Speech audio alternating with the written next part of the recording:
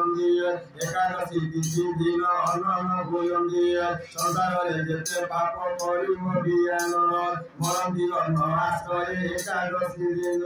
सब पातक प्राणी निष्कृति लभई एकादशी भुंजिए न करि पड़ई श्रीहरि वासर दिन भुंजाइए नरय कोटि कोटि कम हत्या हुई तार सत्य सत्य सत्य हुसी हरि भानिए श्री एकादशी भुंजी नगे अंधि प्राणी ब्राह्मण क्षत्रिय शूद्र वैश्य नाना जाति एकादशी भोजन रे पांति न करती विष्णु भक्त जेहु करे एकादशी बसई वैकुंठ पुरी सर्व पाप नाशी पाप भय करी एकादशी रही धर्म अर्थ काम मोक्ष चारि से भई एकादशी निमंत्रे काष्ठा बोली ज्ञान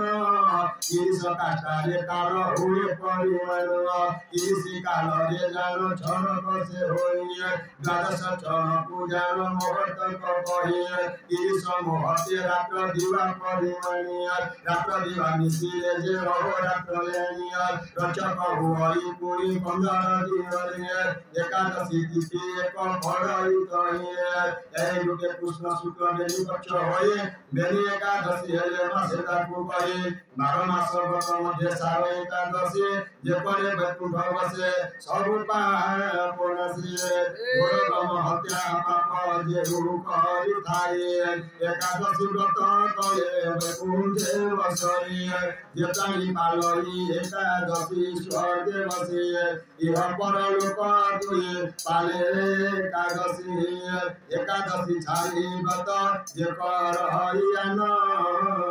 वैकुंठ गोलोक रखी पकाए सुवर्ण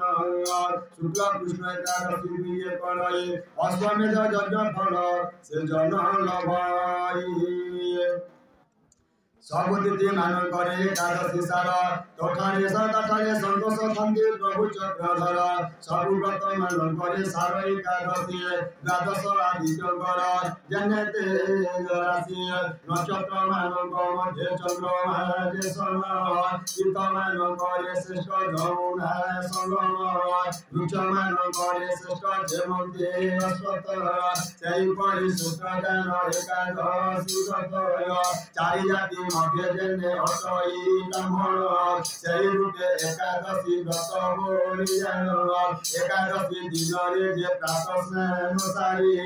नित्य कर्म विधान जे सब कर्म करे परिव श्री एकादशी श्री हरि भक्ति रे प्रवेश होई जाई श्री कृष्ण मंदिर